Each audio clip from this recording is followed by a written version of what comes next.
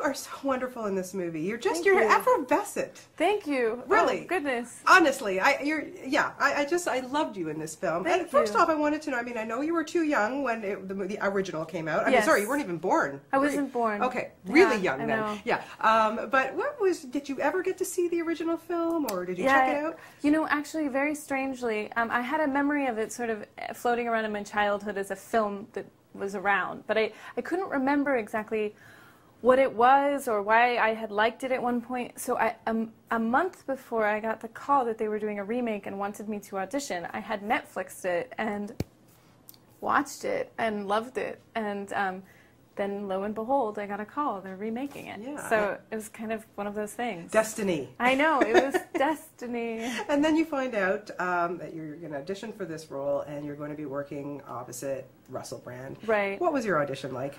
Well, I was a huge fan of Russell.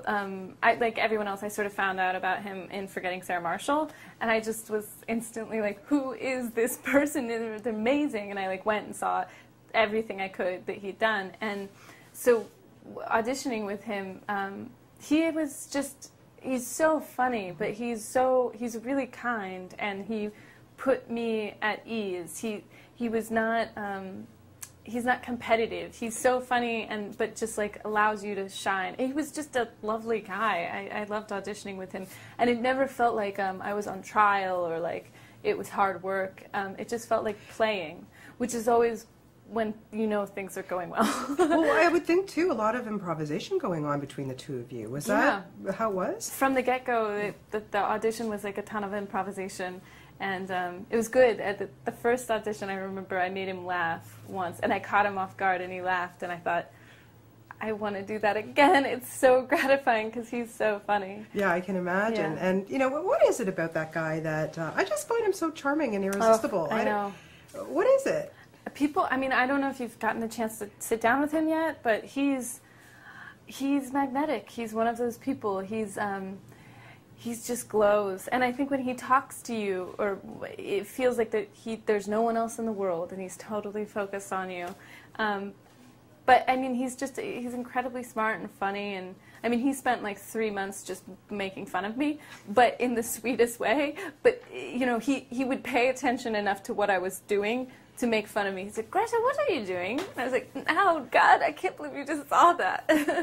And he was just, he's just a wonderful. He's someone who's like larger than life.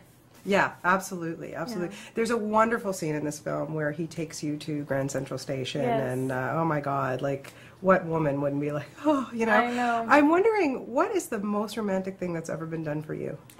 The most romantic thing that's ever been done for me is when I was in college. A guy didn't he turned in a paper really late because he'd been falling in love with me and spending time with me, so he took a bad grade, but then he told the professor that he didn't lie and say like, my grandma was sick. He said, I fell in love with this girl who sits next to me in class, and it was like the coolest thing that, you know, just to say it. That's very sweet. It's very romantic, I thought. I think so. Oh, that's great. That's a great story. Brought down his whole GPA. Maybe he like missed summa cum laude because of me. Look what you're responsible for. I know. Oh, my goodness. I know. Now, you also get to work quite lovely scenes opposite Helen Mirren. Yes. I was quite envious, actually, watching you up there on screen with her. I love Dame Helen Mirren. I mean, I think you can't believe that you get to do it at all. But it was the scene where we were in the movie theater. That was my birthday, so.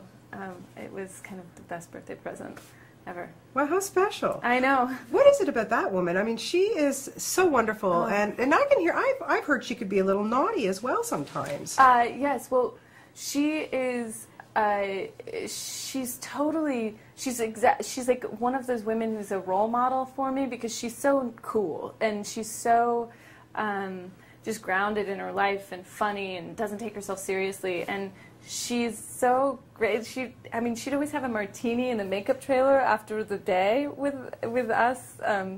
She'd always, have a martini, and she was just funny. And whenever they'd be giving me grief about like, makeup or hair or something, she's like, "Oh, darling, that's what's wonderful about getting old. They stop caring." And I was like, I just, you just want to be like her. Yeah, she's fantastic. You have done, indie films, of course, lots of those, and then a couple. Now you're just starting to get into these bigger budget. What is it? Does it take anything special to get used to the bigger budget ones? Is it different? It was intimidating the first time, or this was the biggest movie I'd been part of, and at first you think someone's going to tap you on the shoulder and say, "It's time to go, kid. You don't belong here." So it took a second to feel confident, like I'm not going to get fired. I'm supposed to be here.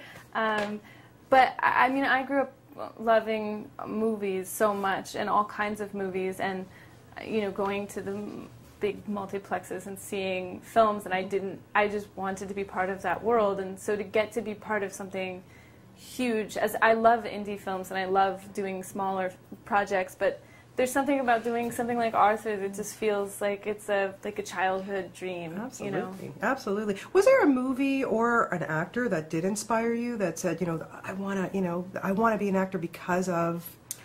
I had a lot of actors that I really admired and followed. I think a big part of me was when I was like in 7th grade, I discovered Woody Allen and all of his films he made with Diane Keaton and Mia Farrow, and it made me want to move to New York. It made me want to be an actor. It made me want to write comedy. It was a whole bunch of stuff. But then I loved like Julia Roberts in My Best Friend's Wedding.